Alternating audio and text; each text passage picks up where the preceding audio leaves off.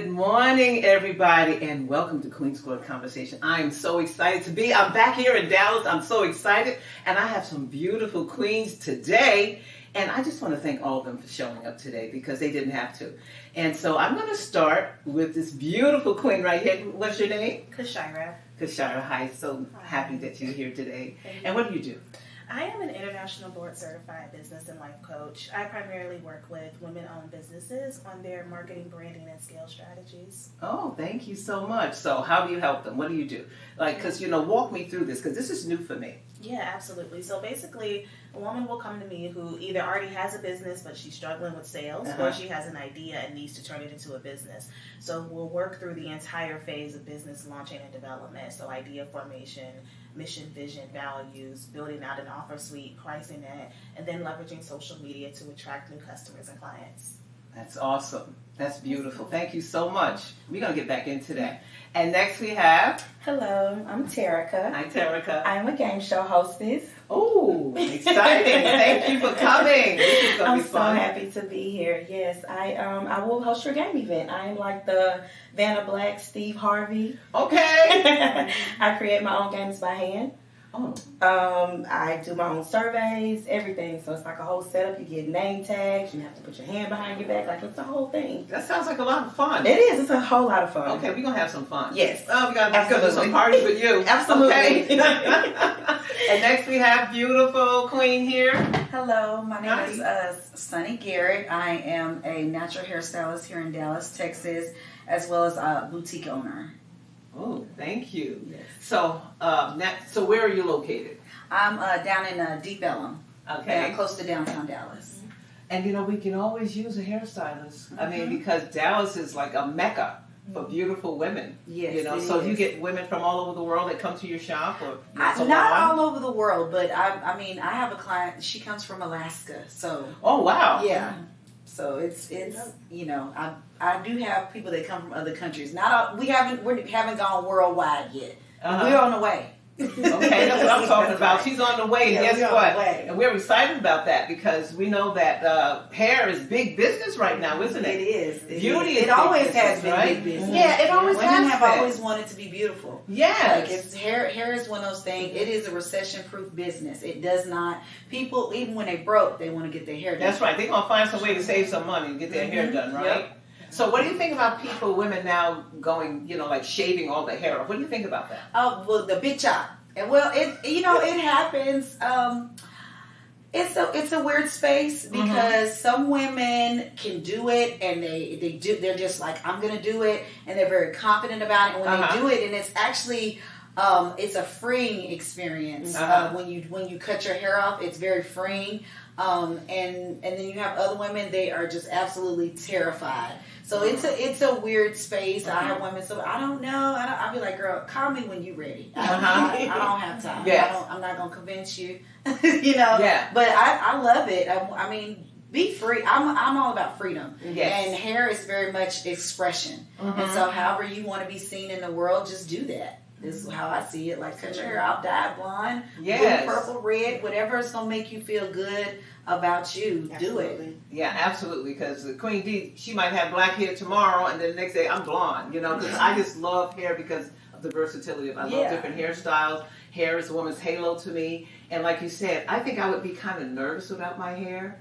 I think maybe when I get a little older, I might get really enough courage to do that. Because I really do admire women who do it because I think it's like a strong statement, a bold statement, when you cut your hair, because you really are giving a message to the world about who you are. It's a form of rebellion. Yes. So for men, a form of rebellion is to grow their hair out and grow it long. That's a form of rebellion against social norms, right? And so for women, it has always been since the beginning of time when a woman cuts her hair off. It is actually her rebellion towards man, actually, because she's got an attitude now. Yeah. You just can't walk up on her no more. Mm-hmm. You're right about that. Because a lot of women cut their hair like when they get a divorce or separated. Yes. They change It's like a life-changing. Yes. I always ask, what have you gone through before we do this? What's going on with your personal life? And let's talk about it. And I'd be like, well, I just had a breakup. Let's wait. Give it 30 days. And then we'll circle back. Yeah. Yes. Yeah, because I think I had the urge too. Many years ago when I got a divorce, I was like, I feel like cutting my hair. But then I was afraid if I cut it, then I'll be wanting it back. I was like, I want it back, and I'm putting it back on my head now. I did it last year, child. I got a pixie cut. I just wanted it and have been wanting it. 3 months in, I was over it.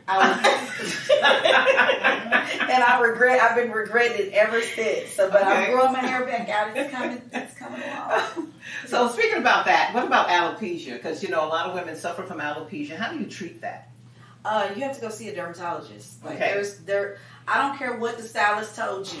I don't care what the trichologist told you. I'll just give y'all a little background. A trichologist is a 2-week certification. There's no way you're going to learn in 2 weeks what you're supposed to do with somebody's scalp to grow their hair back. You can learn that at 4 years of medical school and then another 2 or 3 years of residency. And you can learn that there. You know what I'm saying? So you make sure you go see a dermatologist. That's the only way that they can go. They can do a biopsy. Okay. Because there's 23 different types of alopecia, and they all are treated differently. Wow. See, we didn't know that. We thought it was just like one type. Yeah. So you need to know. You need to go and actually see a doctor and let them say, you have this. This is what we can do about this. And then go along that program. I suggest for women of color, you go see a doctor of color, just because Black women, or even they understand how our hair works. We're not gonna wash our hair every day, so you can't give me some foam I'm gonna put on my scalp every day, because it's just not gonna work for my lifestyle. So they can prescribe things that work for whatever you're going through in your life at that time. That's gonna work, because you still have to be seen in the world. So yes. Now speaking of alopecia, let's talk about that. Jada Pinkett. Okay. Do you believe she has alopecia? No. Guess what, girl? I don't think she has alopecia either. My hairstylist friend that's done her hair said she didn't have no alopecia. So I was like, the hairstylist that's done her hair alopecia said she didn't have no alopecia. So I believe the hairstylist. I agree, because I'm thinking, isn't alopecia like a man who goes bald, like smooth and shiny? It is. It doesn't have all these lines and designs all in the head. It can and be. Stuff. Generally, it does at a certain point. It does go smooth and shiny. Yeah, it does. Yeah. So I agree with you. I don't think she has alopecia. I don't. I believe that she was bleaching the mess out of that hair, because a lot of people say this. I believe remember that stint where she was blonde. What I do believe is she was bleaching the mess out of that hair, and her hair broke off, and and I believe she probably did a big chop to get her hair back, and then she looked at herself in the mirror, because she's stunning. Okay, yeah, she's a beautiful woman. Stunning. I mean, she's a good looking family. Yeah, she's Mom is stunning. gorgeous. Her daughter's with gorgeous. her that bald head. I mean, she's absolutely gorgeous. I believe she looked in that mirror and liked what she saw, and that's she's it. like, because I heard she did it on Instagram. I didn't see it for myself, but I heard her that she had shaved her head bald on Instagram. Says, and I love my bald head. So if you love your bald head, you're bragging about it. Because if you had alopecia, you would be going, I love my bald head. Yeah, look at me. Because normally that's like a feeling of depression when you have a medical condition, right? No, alopecia is not that deep. It's not so deep. It's not that deep. Like, people, it's so common.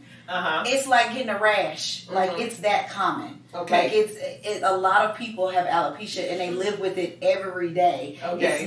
It's not debilitating, and especially as Black women. I mean, my mother has alopecia. Guess what she do? She slaps her wig on, and she holds her head up high, and she walks out the door. There you go. That's what I'm talking about. I have another aunt, lost her hair. She just shaved it bald, and she's beautiful. She goes to get the little henna crown on her head. I mean, she's drop dead gorgeous, and she walks out in the world with all the confidence in the world. It's not that deep. Okay, it's making it real deep now, Yeah, it's not that deep. Okay, so Terrica, I want to ask you, so what do you think about that slap?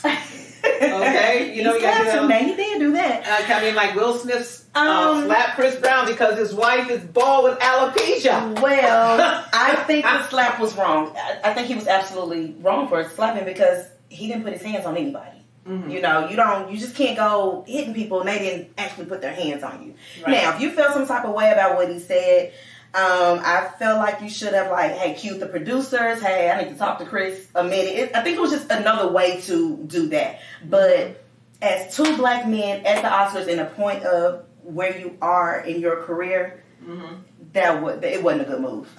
It just wasn't a good move. I mean, but have y'all ever read his book? No, I mean, I saw the documentary that he was going to do a book, but I haven't read the book through and through, but I have read some bits and pieces. And I do know he talks about the feeling of not being able to protect his mother and not protect himself from his abusive father. So maybe that came into play. I'm still not warranted what he did was right, but I guess I'm looking at his mindset of wanting to protect. But that's not the way you should have protected her. You know, the slap, he shouldn't have did the slap. The slap was it was no good. Okay, so I'm going to ask all three of you a question, and I want to. So, do you feel that Chris Brown should have spoke up, or what do you think he should have did? What about you? What do you think, Chris Brown? Chris Rock. Chris Rock. Chris Rock. Excuse me, Chris. I apologize. Disclaimer. I think Chris Rock actually handled it the best way he could because he kept going. He didn't stop. He didn't flip out. He was a champ about it, wasn't he? He didn't hit him back. He did what he was up there to do, which was introduce the award. You know, and it's ultimately working out for him now because his tour is selling out and, you know, he's getting all these opportunities. But I think that he handled it well. Like, I don't know what else he was supposed to do, like, brawl with them up there because then it would have been... That would have been a mess. That would have been ugly. So, yeah, I mean, and, you know, I don't know. I feel like he did what he needed to do. Yeah. So, Sonnie, you think they should have, like, banned him for 10 years from the Oscars? No, I don't think all of that is necessary. I mean, we've seen worse on TV. Like, it's not like he's done something that we just ain't never seen anybody do on TV. I don't think it wasn't professional in the environment that he was in, but he can apologize, and it's not like this is his first infraction. They didn't ban Kanye from the Grammys. No, they didn't. You know what I'm saying? Like, when he got up there when that girl she was 15 years old. Like, he embarrassed public regulations. You know what I'm saying? So, I look at it like it's not that deep. Like, it's not, I don't think it's that deep. I think he can apologize and he can bounce back from it. I feel like, Chris Rock was an easy target, child. He wouldn't have slapped Samuel. Okay? You know that's right. There's some people not to step up on. Yeah, he wouldn't have went up there and slapped Samuel or Denzel. No. Right. He knew what he was doing. But didn't they have words before?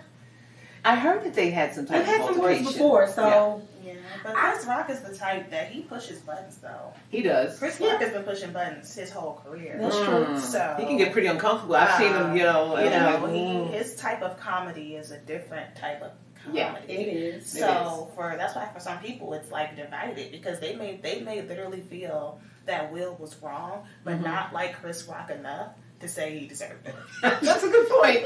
That's a good point. Because in other environments, let's keep it real. In other environments, we know how that would have been handled, right? Like, we've seen this. If you come from some certain urban environments, you know how it is. If you speak to somebody's woman a certain way, right? It's a wrap. So, but you're at a show. It's a show. Yeah. And he's a comedian. What comedy show can you go to and sit on the front row and the comedian's not gonna come for you? That's true. But the thing is, it wasn't his act. This is at the Oscars. This is what the Chris Rock show. That was his time. And they knew why Will was and Will laughed. I don't care what nobody say. Yeah. He will. Yeah. And it wasn't it was a belly laugh. Yeah. He laughed. He looked at Jada. She was looking away, and then he was like, "You are right." Oh, but it still wasn't Chris Rock's show. You know, because he went off script. But that's how you know it was a trauma response. Yeah. I was Her going to facial ask that. expression triggered something for him, and I think he kind of like blacked out almost, and just what that 8-year-old version of him would have done. I think that he kind of switched scenarios in his head. Do you think it has anything to do with her entanglement? Oh yes, I'm sure that contributed to it. This is the thing about trauma that people don't understand. Most trauma that's infused in you happens at an early age, between like infancy through the age of like 7 or 8. So for him to have had the childhood that he had, then you add on the entanglement, you add on the public ridicule that they've had for years. And this is not justification. This is like what's happening in his psyche where he could go from laughing to slapping somebody that fast. like that's how triggers work. Like it kind of like the bigger the trigger and the more that it builds up, the more likely you are to explode. So do you think art imitates life? Do you think he was kind of acting like the character that he was playing for the Williams sisters' father? Because he actually came up on stage and said art imitates life. I think that just shows how like he public embraced speaker that is. spirit. He was looking for a way to kind of tie this all together. I don't think he was method acting with that. I think he was just looking for a way to kind of connect things so he can eloquently say what he needed to say when he got his award. So do you think the apology was worthy? I mean, because he apologized to everybody but Chris. So what do you think about that? Anybody? That's the kind of tough because he apologized to Chris after, not immediately. I mean, you may wasn't sorry at the moment. Sometimes you do have to. I mean, sometimes you do have to sit back and look or think about what you've done and actually see it and then go back and apologize. Mm-hmm. It's just different. It's all situational. Yeah. It's all situational. Like I don't know what was going on in his mind or even after the fact for it to warrant the late apology or not. I mean, you could have talked to somebody else. You could have talked to your mama. You know, sometimes you don't go get your mama. You need to apologize, baby. You need to get up there and get your mama on national TV. So you gonna go apologize. I mean, so it's just kind of situational. But I'm glad he apologized. But I can't say I'm glad. I don't know. It's just it's a lot. I say you can't be up there. You can't go slap nobody like a gangster and then come back with these tears. I was going to say something about the tears. Those were like crocodile tears. If you going to get up there and slap somebody, you need to stand on them. Stand on them. I slapped him today. What's up? You can't come up here and then now you volunteer. You can't have it both ways. If you gonna do it, you did it. I did that, and I'm gonna stand on it. And this is, I didn't like it. Yeah, and that's it. You can't be like, oh, the devil's now. You know, he told me the devil was coming for me. No, that wasn't the devil. That was you. That was you. God, don't blame everything on the devil. I know, right? That was you. That was not the devil. You know, I agree with you because I thought about it. I said, first you were talking about you didn't want to look like a coward because people have always said that you know, like you're a coward. And then you come up there with these big crocodile tears. I felt like you looked weak. You know, stand up for what you believe in, whether it's right or wrong. If you felt that you should have defended your wife, and like you said, just stand up for it and own it. Own it, you know? But here's the caveat to that. She was offended because he said she had a bald head, and technically she does have a bald head, and he made a reference to a movie, right? Yeah. But when Regina King got up there and said something about sleeping with her husband, that was okay. Mm-hmm. I'm just confused. Mm-hmm. Mm-hmm. I'm just confused. Yeah, I started wondering if he needs some medication. Yeah. You know? And we'll be right back. If you're just joining in, we had such a great conversation. We were just talking about things with the Oscar and what happened with that slap with Will Smith. But right now we're going to kind of segue because now I'm going to talk about an influencer. His name is Kevin Samuels. Okay, ladies? And the reason why I want to talk about Kevin because we were just now talking about Jada Pinkett and Will Smith. And Kevin Samuels' take on Jada was like, I watched it on Instagram and I watched it on YouTube, and he really hit hard on her, saying that she's a narcissist. So, Kyshira, do you think she's a narcissist? I don't know her like that to make that kind of assumption. Like, I don't know. My take with a lot of pop culture is I just don't know these people. I'm not behind the scenes. I can't. That's a real diagnosis, narcissism. Yes, it is a real diagnosis. There's no cure for it. You know, people who are narcissists who actually care about it and have to continuously get support for it. Mm-hmm. So I don't know. I mean, from the outside looking in, it definitely looks like there's some toxicness on both sides in that situation because he has his dirt too. You know. Mm-hmm. But yeah, I mean, but being with the narcissist is a very difficult situation to be in because they can, if they lean into it, there can be some manipulation there. Oh yeah. Lots of gaslighting there, and it can change if you are someone who kind of falls for that because you're like in this place of like trying to always please them. Mm-hmm. They can never be pleased. Like it can change you as a person. Yeah. What do you think, Terrica? I have to agree with Kyshira. I'm with you. I don't know the people. I don't know what goes on behind closed doors, behind scenes, and what they do. But I will agree. It's something. She's the common denominator in some things. But I'm not going to take away from what he probably does. Yeah. You know, so, but there's definitely some therapeutic thing. I think they need to take the red table away. Just snatch the red table and keep your business in your house. Keep your house in-house, right? Yes. Don't air to dirty laundry, right? Yes. Yeah. For us to even have these obscure opinions about you and about what you're doing and what you have going on, you know what I mean? If you want to have the entertainment, have the entertainment. If you want to keep, you keep. Like, it's, you know, it's just things. All of them have a lot going on. They do. All of them. But I can't put that jacket on Jada's back because I don't know her. So, Sonnie, have you heard of Kevin Samuels? I love Kevin Samuels. Okay, give me your opinion on him. Let me run back to this. I want people to stop throwing that word around. They throw it around like it's candy. Everybody's a narcissist. Everybody is not a narcissist. Sure. I just want to say that. Preface with that. Everybody is not a narcissist, and everybody has a certain degree of narcissism within them. Some people are more extreme than others. What was the question again? Yes, I was going to say, what do you think about Kevin Samuels talking about Jada Pinkett being a narcissist? Because he really hit hard on her because, you know, he's really hard on modern women as yourselves, you know, beautiful queens who are doing their thing. He hits really hard, and one of his statements, he said, if you're not married by 35, you have the chances of probably ending up with a cat. I mean, he says all this stuff. You heard him say I love Kevin Samuels. Yeah. I love him.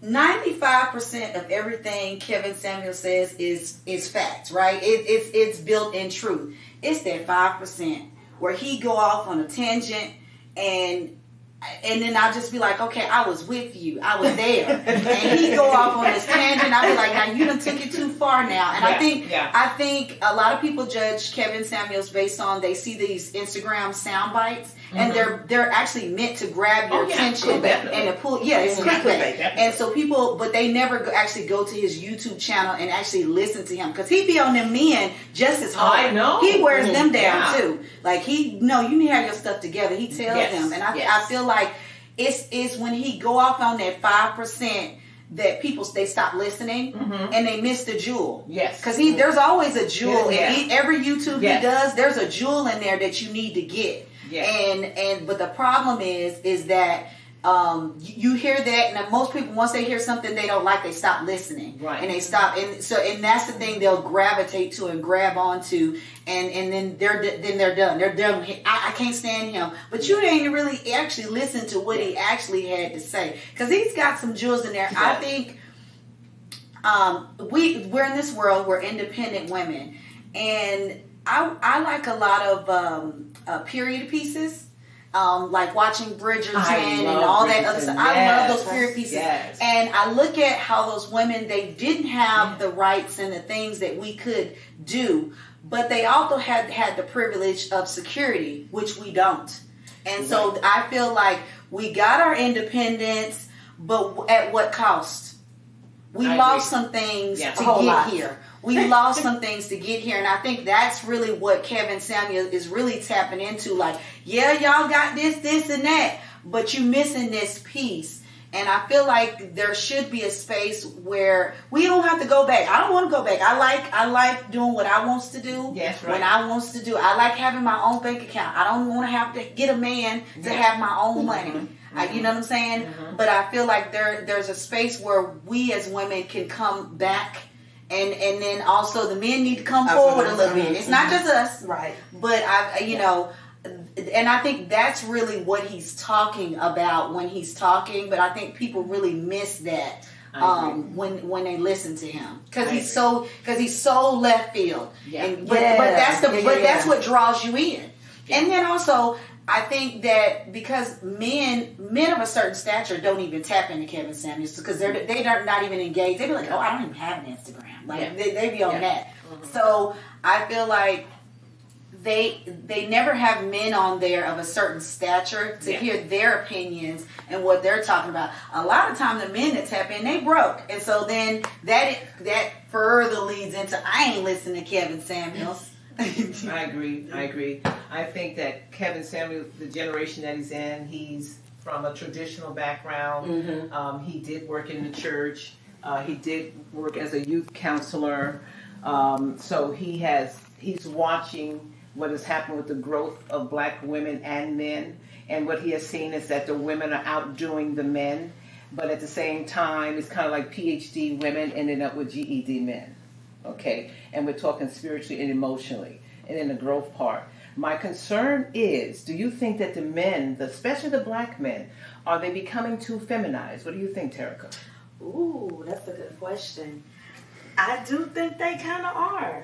Some men, not all. Some men are just with the fashion, with their mentality. Some men wanting to be taken care of.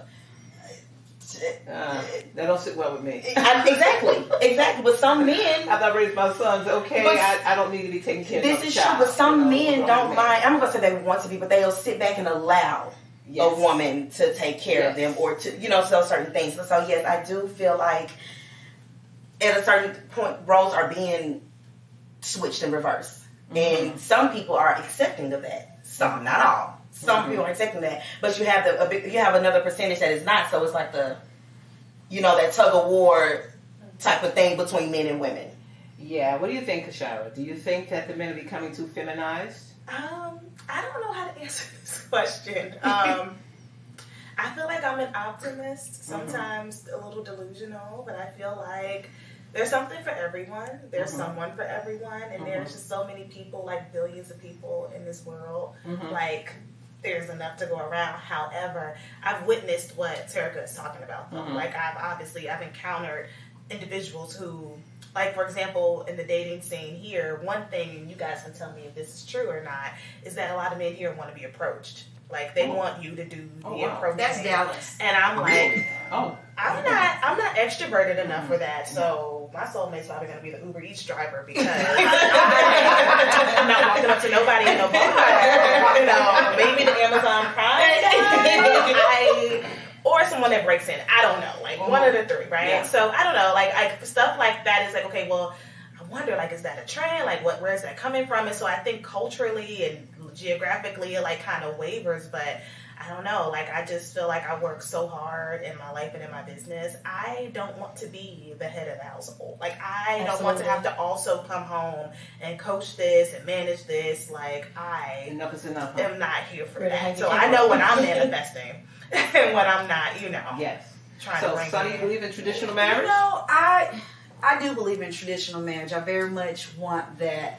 My grandmother used to always tell me, like, she would say, don't go after that doctor, that lawyer, that this and that. She was like, you need to come on down and get you just a regular old man. And in my experience, I've dated men with lots of money, and I've dated some men that don't have lots of money. And I find that these men that are they're gotten themselves together, they don't want to settle down. And they have this idea of this fictitious woman that doesn't exist, that she's perfect, and she's not gonna, because she got to have long hair, she's got to be beautiful, she got to have a big booty, she got to have some breasts and some hips, and also be smart. She's got to be smart, intelligent. She got to have some money. She got to But then after she gets all of that, she can't have no attitude. Yeah. She better be submissive as well, and she better be a porn star. Okay. Where is she? Where is this woman? Because I ain't met her yet. I'm a hairstylist. I meet women every day, and most of the women that I meet that are married, when I tell you they the most regular women that you've ever seen, they just regular. Yeah, so I agree. Where is this fictitious woman that you're trying to? Where is she? Because she doesn't exist. Okay, so that's my next question. K. Michelle, has anyone seen her Instagram or any of her YouTubes about plastic surgery with black women? I've seen it, a little bit of it. Where is that coming from? Why black women? Hold that thought. Sorry, I want to make sure I get my thought out, because this has been a concern of mine. Black women now, for the first time in history, are going for so much plastic surgery when people like Kim Kardashian was trying to look like us. Now, some kind of strange way, it's backfired, and the black women feel like trying to look like her. And I'm like, wait a minute. They were trying to look like us. We already had all that. So why are we going down for the plastic surgery now? What's going on with our women? Plastic surgery, so I'm gonna just tell you. it's the best thing I ever did for myself. I feel confident. I feel great about myself. Now, I feel that a lot of these women, I will tell you, those women you see with them big old booties, that that's what I'm talking about. They actually went back and got a second surgery. That's 2 surgeries. That's not 1 surgery. That's scary. The first surgery, she probably looked like proportion. She was proportioned, and she looked how she was supposed to look, but she was like, nah, I want more. And she went back and laid back on the table and got more, and now it's just too much. Yeah, that's 2 surgeries. That's not 1 surgery. It's 2. So, what I will say, it is an investment. Men buy me more drinks than they've ever bought me. I'm just gonna be honest. Like it's an investment, especially like for these young girls. How you think they get these rappers and all this other stuff? They've invested in what they look like in order to acquire the security that they want. It's just like a bird with bright feathers. That's really what it boils down to. Now, yes, we've always had that, but I don't have a problem with it. I say do whatever makes you feel great about you, but you don't need to go to Mexico to do it. You don't need to go in somebody's basement, somebody's hotel room. And if your regular doctor tells you go to the right surgeon, they tell you no, you need to go get somewhere and sit down. Right. That's my caveat to that. Don't go. The reason why she has that show botch is for people that are going to hotel rooms paying $500, and then you wonder why you got a big dent on the side of your body. You didn't do it the right. You should have got a real surgeon. Right. Yeah. I agree with you but I do have a concern about the younger girls because they say comparison is the thief of joy. So what happens is if you're comparing yourself to the next person, you're never going to be satisfied. And the young girls today don't have the confidence of women yesterday who just will say, okay, I look good just where I am. And because I'm going to tell you something, you can be the most beautiful, as you know, the most beautiful woman on earth. And just like Beyonce, if he's going to step out, he's going to step out. And no matter how pretty you are. So you got to come with other things that he's going to want to stay. And it's not going to be just your looks. So that's why a lot of girls, I think, mentally and emotionally are messed up now because they are comparing themselves to other people, other women. And sometimes I think they're comparing themselves to women instead of worrying about what the men want. It's almost as if I want to be on Instagram just so the women can see me. And I always say, well, what you worry about her for? You better worry about what he's thinking. Because not unless you just want to be with another woman. Because I don't need to compare myself to another woman to get a man. Right. I need to see what he wants. Right? Because it's what he wants. Right? Not, she's going to see that I'm pretty, so let me do this. I'm not interested in you. I'm looking at the men. Okay? So women need to start thinking about what does he want? And is it what you want? And you're okay with that. Because, see, at the end of the day, you have to be satisfied with who you are. And it has to come from an inner confidence. So true. That's why when I talk about queens, I talk about high-valued women who have confidence in who they are. And if a man sees confidence in you, I don't care if you're looking like SquarePants. If he sees confidence in you and who you are and your abilities, he's going to stay with you. That's why you'll see some men with some women that you may not think is the greatest, but he sees something in her that we don't know about. That's so true. And we'll be right back. Hi, we're back. We've just been really unpacking a lot of things that's going on in today's world with the women right now. And I wanted to touch a little bit what we were discussing before we got back on the air with young women today. First, be your own kind of beautiful. That's what it's all about. Understanding that comparison is the thief of joy. And understanding that the way you are made, how God made you, even if you want to get plastic surgery, please, like Sonnie said, make sure you get medical advice. Maybe go to 3 doctors and make sure this is what you need to do. But in your 20s, that's a time where you're still growing. Is that what you said, Sonnie? Yeah, your body is still, you don't even get your real body till you in your 30s. So if you go and get this big old booty and then that 30 sit in, what is that going to look like? Then? Yes, and then it's not as easy to go back in and take all that stuff back out. That's what K. Michelle is going through is she put all that in and then look at it's taken years and I don't even think she's still where she wants to be, you know what I'm saying? With her body, because it's taken years for her to get through all of that and infections and all that stuff. So once you do it, it's not as easy to come back from it. Oh, yeah, I agree. And I want to kind of segue now. I'm going to ask you something, Kyshira. Now you're a life coach and you do business, right? Now explain how a young girl, say for example, a young girl in her 20s, you know, she's really interested in building her brand and she needs help. What would you do? What advice would you give her?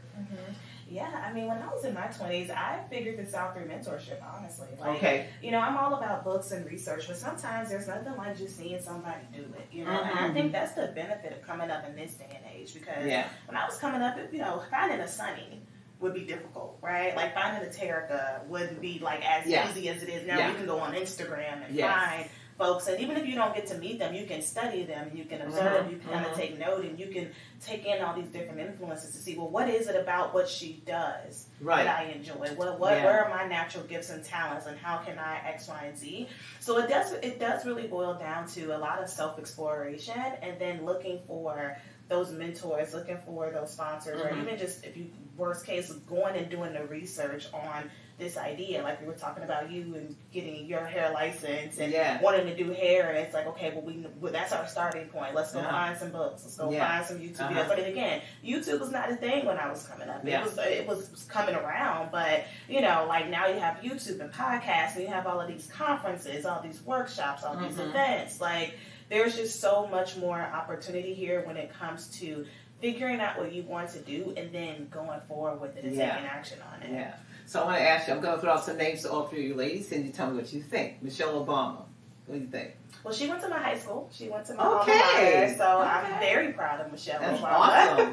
Yes. I'm a Chicago native, but yeah, Michelle Obama is, to me, I love her book, but like her leadership, and even we were talking off camera, not even, we were on camera about like the whole Kevin Samuels situation. I mean, even with her role and her deciding to leave her law firm, and you know, the role that she played in, you know, his presidency, his election, like, I think that shows the sign of like, you know, what's required when you attract the type of person that you are and that you want, and like how there is some give and take with that. So it's not only her leadership, but like her ability to balance like all of her roles that impresses me.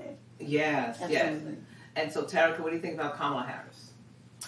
Ooh, you know, Miss Chucks and Pearls, I wasn't a big fan. Beautiful woman, but she's all right. She doesn't do anything for me. But I am happy to see a black vice president. Never thought I would see that. So for her accomplishments, yes. Oh, bravo. You know, for everything that you did, what sacrifice you had to make with family, just being a woman to get to where you are. Like, kudos, bravo to you. But she doesn't move me. She's just not my thing. Okay, Sonnie. So what do you think about Oprah?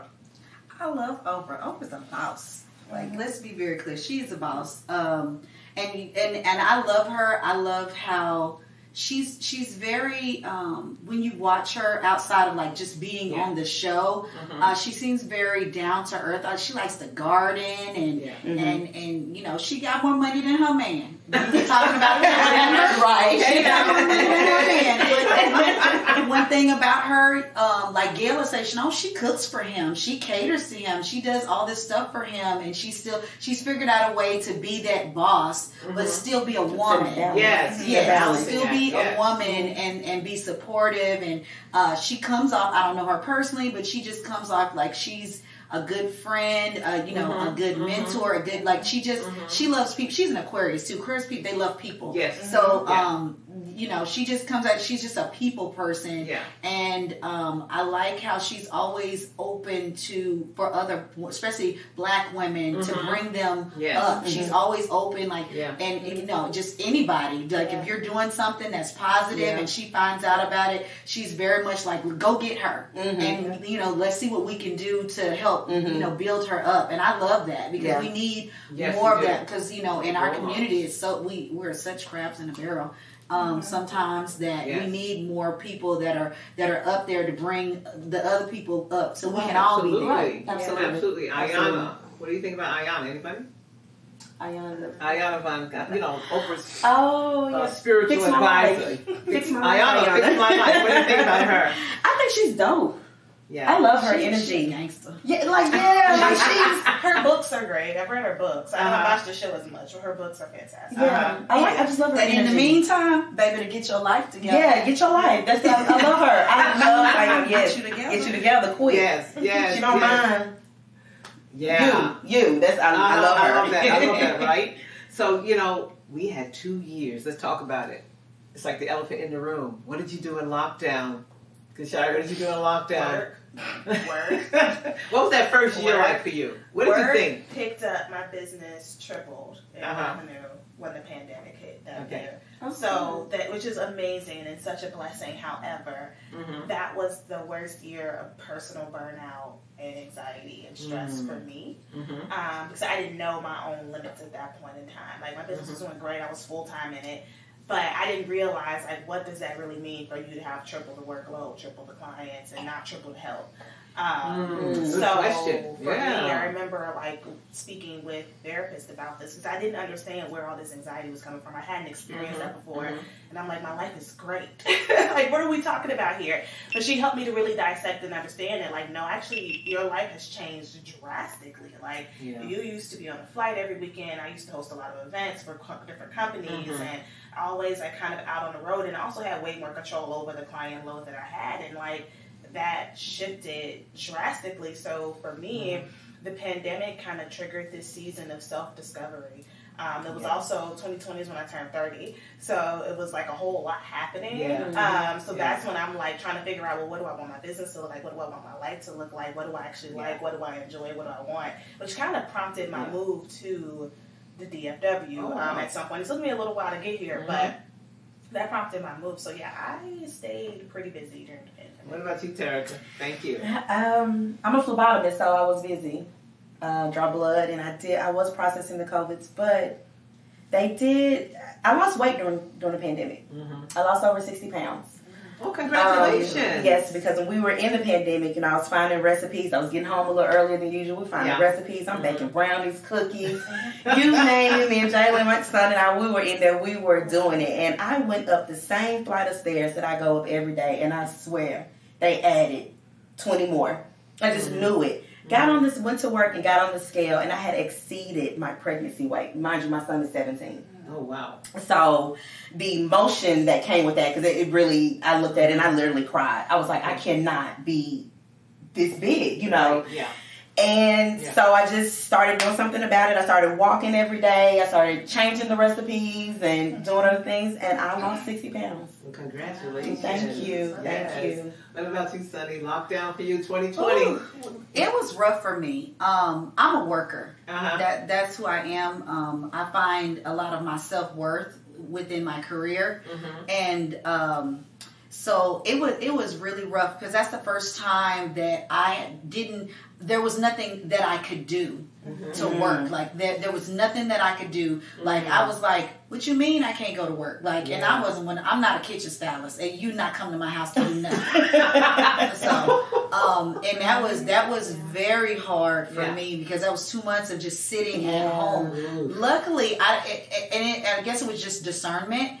Normally, I travel a lot at the beginning of the year because that's the best time to go to like Southeast Asia and countries like that. And so that particular year, I was really just grinding real hard. I was traveling a lot for work and teaching classes and doing things, and so I was just stacking my money. And so when I was off that 2 months, because I don't work for nobody, I had that money to sit on while I was at home and be able to still pay all my bills and stuff like that. But of course, like the day they said we could go back to work, when I tell you I was out buying, I think I had started making masks because I was bored. I was making masks on a sewing machine at home and selling those just to get a little extra change, just to have something to do besides watch TV. And I was out buying fabric and my phone was blowing up. I was like, what is going on? They was like, we can go back to the salon. Can I come get my hair done? I'm like, well, wait a minute. Let me go figure out the rules and regulations and what this looks like. There are rules. And so I had to, and then after that, I just picked up and we just went on from there because, I worked for myself for almost 15 years. So that, that part of my business. And then also, I will say I had dropped right before that happened, 10 days to be exact, before we shut down. I was dating this guy. He's loved my life to this day. We're still very good friends, but we broke up because his job transferred him to Atlanta. And it was just neither one of us wanted to do long distance, so we separated. And I dropped him off 10 days before the shutdown, and so it was very hard for me because normally, you can distract yourself by going out with friends and or just work. I can dive into my work because that's really why I was working so hard in the beginning, because we found out he was going to move. It was still going to be a process before you get there. So I just started grinding, and because it's a distraction, I don't have to think about that while I'm grinding. And so once everything shut down, I had to sit in that. I had to sit in that space, and so it was, I do believe in therapy. I love my therapist. So I had to sit in that and really, really process that, and it was very hard. That was the first time I think that I ever had to just sit in my feelings. Yes. And I had to sit in my feelings of I can't work, I don't know what I'm gonna do, and it's just all those things. And so I feel like I've come out a better woman because of that, and a much stronger woman, because that was rough. I don't even think I don't even think a man can disturb my feelings like that no more. I think to be honest with you, I think I'm just so good with me that you can't even. Good for you. You good? You got it, boo. And just working, grinding. Yeah, thank you. Because I thought about that too, and wow, if you have children at home and you got a family, it's very different in the pandemic. So you get a chance to self-reflect. You're also trying to think about how to take care of everything around the home and them, and also see how they're feeling, because this was a very scary time for children. My background as a teacher, as a special needs teacher, so I didn't work, and for the first time I was thinking about going forward, because a lot of people actually change careers once they had time to sit down and self-reflect and decided, I think it's time for me to leave this profession and find something else, type of thing, And so that's what I did. I literally actually found the person that I worked with from WRJR because of the pandemic, because I started talking to people on Instagram and Facebook and everything, and he was in radio, and we started talking, and the next thing you know, that's how we created the morning show, because he was already doing music anyway, and he said, well, why don't we just have a morning show? And, and I like to do inspiration and stuff. And so that's what I did. But I can remember that time I said, this is a time for self-reflection. Everybody needs to sit down and think about. And I always say, if you're here now, it's because God got a purpose for you, because you was meant to be here. Because that was crazy. It was, yeah. So my next question is the vaccine. So, everybody was talking about, should they get vaccinated, should they not? And so many issues came up for people as African Americans. Is there something in it that they're trying to do to sterilize the men and the women and all these different things? So how did you feel, Kyshira, about that with Dr. Fauci? Did you believe him that you should get vaccinated? What was your feelings about that? Because it really was dividing people and friends, relationships. Yeah, I think it's a personal preference. Like with all vaccines, it's a personal preference. With a lot of medical decisions, it's a personal preference. I haven't had any falling outs or disputes or anything with anyone, but I also, maybe it's me, I don't really ask. I'm not you vaccinated? I don't know. But I know for me and my mother, however, that's primarily who I talk to about my medical stuff. I'm still a mommy's girl. So, my mom was like, I'm getting it. So I'm like, oh yeah, my mom's getting it, I'm gonna get it. So if she trusted, I trust her. So I'm gonna get it. So I'm a proud Pfizer princess. It's just what it is. Double vaxxed boosted. But I don't hold it against other people. Right? Everybody's choice is their choice. I just hope that people are being safe and just taking precautions, no matter what decision they've decided to make. I agree. What about you, Terrica? It's situational. It's personal, like you said. It's your choice and what you want to put into your body or give, or you feel like you need it or not.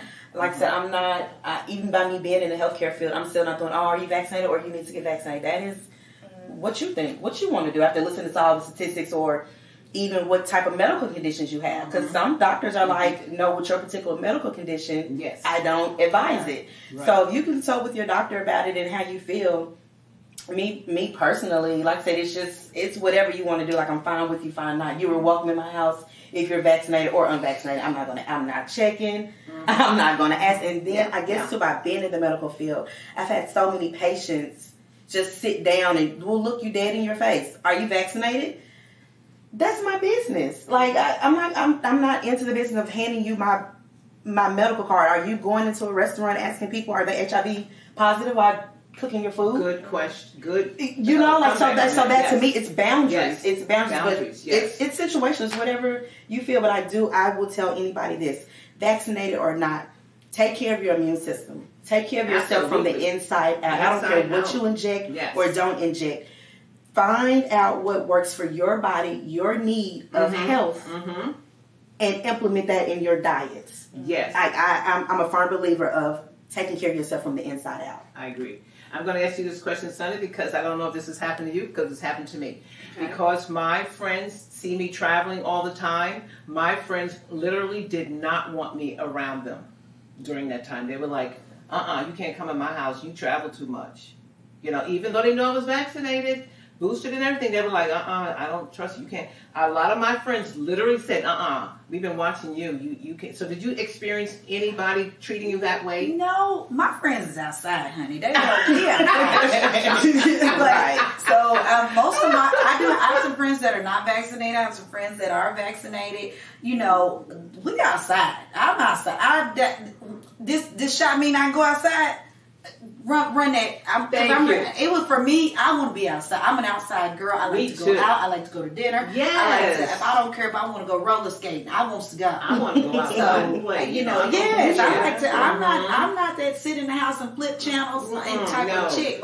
That's cool, you know, for a day or two. But after that, I'm ready to. You ready to go? If right? the sun is out, sun's out, buns out. Okay. And I love to travel. I'm a travel queen. The pandemic has slowed me down because I likes to go to the furthest places of the earth. So, but right now I've been on real chill. But I know people that have. So whatever, like they said, whatever works for you. If you want some, I have friends. They say, I have a baby. I got to sit in the house. I got to wear my mask everywhere. I'm not wearing that mask. I don't care. I did it for a year, and I did it while working, and you understand that. That's rough. Basically, you just did the CDC rules when you had to. That is a rough life to sit up and wear that mask 8 to 10 hours a day. Yes. I mean, your throat is I felt like I was going to pass out. Your mouth is dry. I had way more asthma attacks. Yes, you're sweating. During the like pandemic. that was a rough year. I said I did it a year. That's all y'all get, and I'm done. If you, clients they come in, you want to wear your mask. You can wear it. I'm not wearing mine. You want this? Your hair down here. This is what makes me comfortable. And actually, this is what's going to make me give you the best hair of your life. Because I'm comfortable. Yes. So yes, I can't speak to wearing it all day, but I do still wear mine in grocery stores. And I found my immune system has been stronger since wearing it. I used to get sick like a lot, but now I'm like, well, I don't wear it in the store. Like if I'm out socially, not, but in the store, yeah, because I've seen people still coughing into thin air, not covering their mouth, not just being nasty, and I'm like, I don't even want your cold germs. I don't want your food germs. I don't want your cooties. I'm still wearing it in the store, but I'm not like oh my gosh, I got to have my mask on in the car. I got to like X, Y, and Z. But I also look like, again, I don't have to wear my mask for work. I work at home. I have an office. So like, for me, it's just like 20 minutes a day, every other day if I'm in a store versus like having to do it all the time. Yeah. I'm still going to wear mine on that plane though. I'm just going to tell you. But on that plane, I'm keeping my mask for the plane. You want to know why? How many times have you traveled somewhere pre-pandemic and by the time you got there you were sick as a dog? And that is one place, like they just lifted it, but that's the one place I will put my mask on. I said, no, I'm keeping this. On this plane, we're going to keep that. Because getting sick when you're traveling is worse than being sick at home. Like it feels and I sleep with my mouth open, so I sleep on the plane. So imagine all the germs that I'm sucking in while I'm asleep. So the mask actually makes me feel better because then y'all don't even know my mouth is open.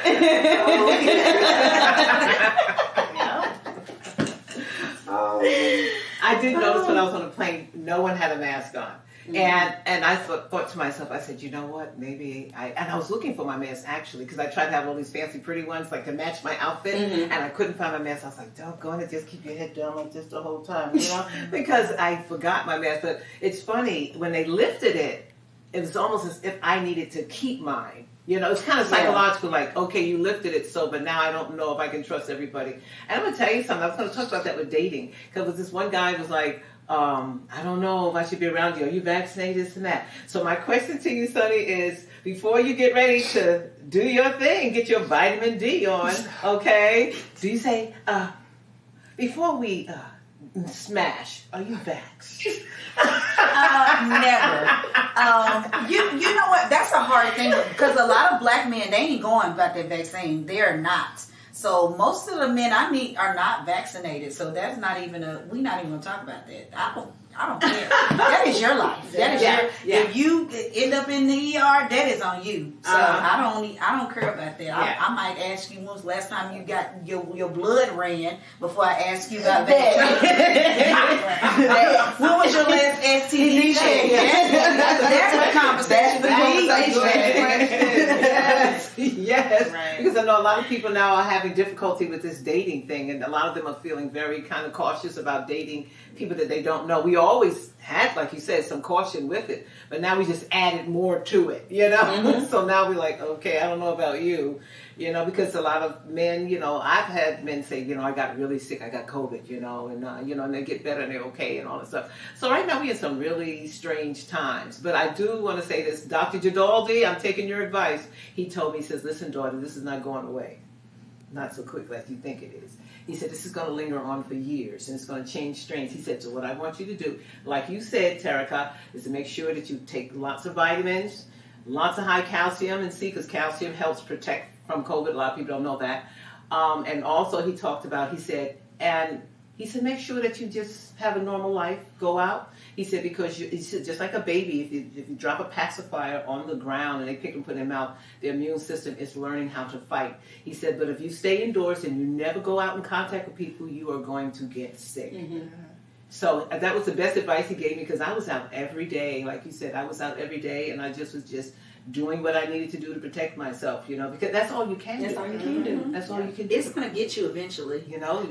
A client, she just got COVID, and she's like, it's 2 years in, and she finally got it. Everybody's going to become in contact with it, and either you're going to get sick or you're not. Yeah. Like, eventually. It's kind of like a strain of a flu. Yeah. That's like the cold. Cold was some pop in it.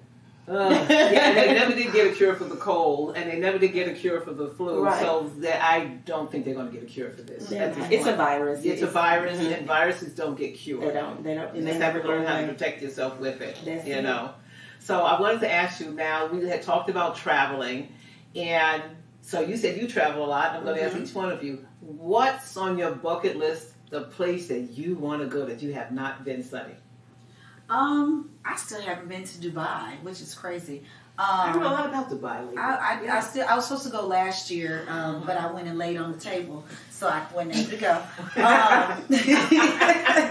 They moved the trip up 30 days. I couldn't do nothing with that. So, but Dubai is one of the places I do want to go, and I haven't been to Africa yet either. I've always seen beautiful things like about Cairo, and that was what the plan was. The plan was to go to Dubai and then because we were going to be gone for 11, 12 days, and then take 2 or 3 of those days and go to Cairo and ride the hot air balloon over the pyramids. Like that is that's on my bucket list. Okay. What about you, Terrica? Thank you. I want to go to Bora Bora. Okay. I'm a water person. Put me near some water. I want to be with the water, blue, clear water. I want to see white sands. I want somebody to climb up the tree and get a coconut and bring it down so I can, that's me. I know the ocean misses me. I know it does. Whatever ocean, it missed me. But yes, I'm a beach bum. Oh, okay. So anywhere beach and blue water, sign me up. Okay, what about you, Kyshira? So I have a couple answers similar to Sonnie. I would love to go to Africa, primarily Nigeria. Me too. Because I did the 23andMe over the pandemic. Okay. To try to figure out where I came from. And now I'm like, I want to go. I want to check it out. And it's funny, I was just researching flights to Cairo, but I know it's not safe to travel right now. I was looking at their government website. It's like, hold off. But I'm really into Egyptian history and the pyramids and things like that. And then on another note with water, I would love to go to Fiji. I just have this vision of meditating at a waterfall that I can't shake. That's a goal. Yeah. Okay. What's a defining moment in your life that kind of really shaped who you are?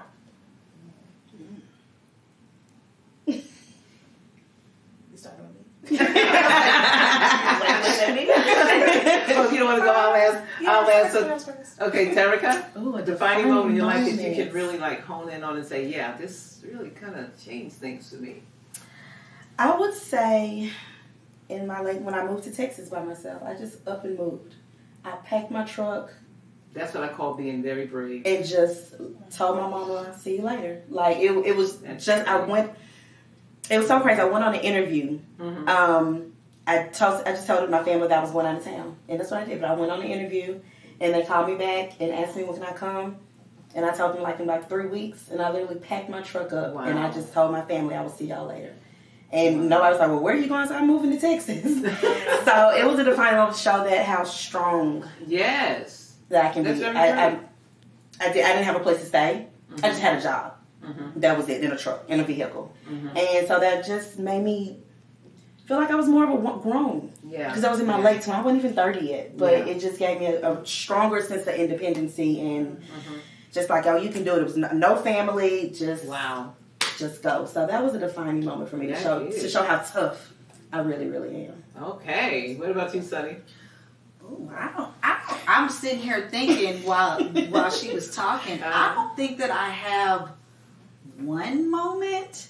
I feel like I'm who I am is a compilation of everything that I've gone through. Absolutely. Mm-hmm. I don't think there's one thing that changed like the trajectory of my life more than any other thing. I told you earlier, I have a controlling spirit, so I'm very much I choose, and so for me, it's just one of those things. Like everything that it's all been just kind of making the right choice, or going this way, and that I feel like if you go that way, you can always pivot. Like there is no one thing. Like it's everything from hell. My son's dad got locked up the day he was born. One day I woke up and God came to me like a light and said, "Go to hair school," and I just went to hair school. Like it was just it's a lot of different things that make me. But I feel like I've always been this way. I'm just wiser, like wisdom, like you said earlier. Yeah, wisdom. Okay, what about you? Okay, so I'm gonna steal Sonny's answer again. I think Sonny was talking before me. But no, so series of defining moments. One that I can think of, which is kind of different. I went to business school, so I have an MBA, right? And in business school, you're supposed to take the high-paying job when you leave. And I remember I was in San Francisco. I was leaving a huge Wells Fargo office. I was interviewing for like a corporate credit analyst thing. Yeah. And I knew in the interview that this was not for me. It was like 6 back-to-back interviews with just some of the most terrible people. Like you can pick up on energies and attitudes. Yeah. And corporate is already its own conversation. Yeah.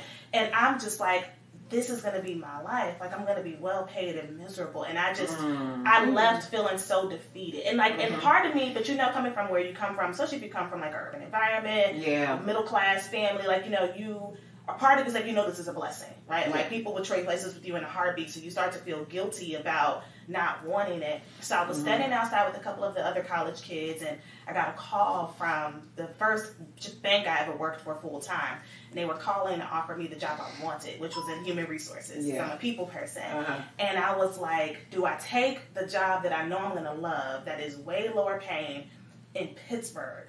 Or do I take the sexy job in San Francisco that pays the worst, but I'm working 80 hours a week, I'm not going to have any life, I'm going to be miserable. And at that moment, I was like, I have to do what I love. I'm like, I will get the money later. I know the money is coming to me. But right now, I just can't envision a world where I'm sitting here doing something miserable for 12, 14 hours a day. And I was already feeling that in business school. Like, I enjoyed business, but I wish I would have picked a different concentration. I was accounting, finance, investment banking path. And I was hating school. But it was too late to change directions within school. Yeah. And I'm in an MBA program. At that point, you can't just be like, no. Yeah. I mean, you could, but not with my bills. So that for me, like, started the path of me saying no to what didn't serve me. Because I was still early in my 20s at that point, still trying to figure out who I was. And even throughout with different jobs within this business, the decision to start a business, like, I've always leaned towards what's going to fulfill me, and the rest will work itself out. That's beautiful. That's good. So you know what we're going to say about that? Say no to things that don't serve you. Okay? I like that. I like that. Absolutely. Okay, so last question coming in. I'm going to ask Terrica first. What advice would you give to somebody young coming up to maneuver all the crazy stuff going on now with their career, with their life, their relationships? What advice could you give them? First and foremost, stay true to yourself. Mm-hmm. Do not go against or shy away from who you are. Mm-hmm.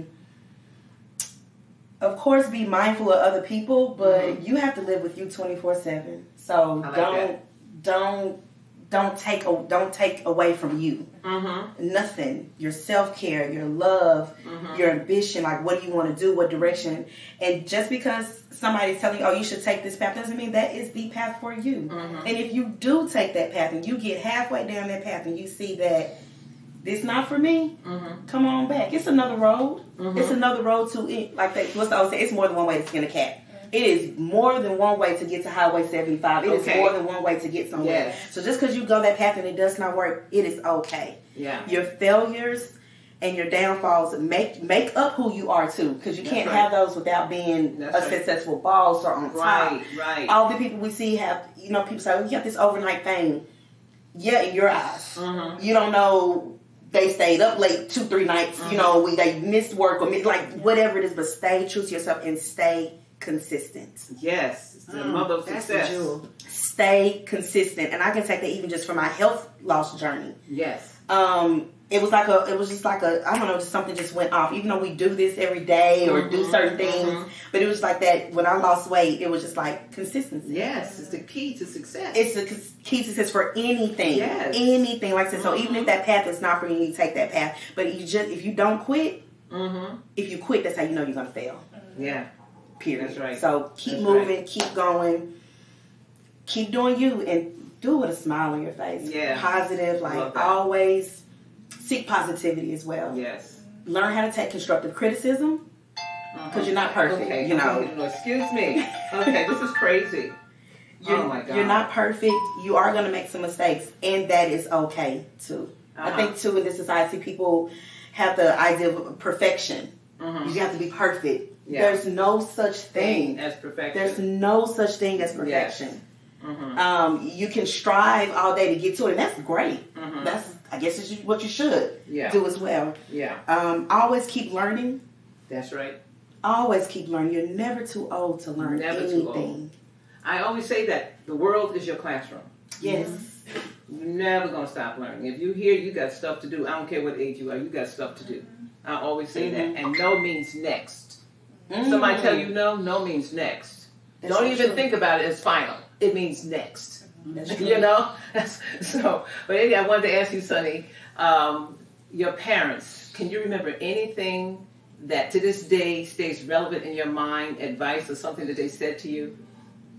Your mother or your father, anything that you take to heart? I would say my mother, because she's a cautious person. And she always said that anything that glitter is not gold. Oh, yeah. You know what I'm saying? That's true. And my mother gave me a lot of jewels that she you like, I'm a parent as well, and I'd be like, I just want to be a floating head in your life. So when you go through things, I'll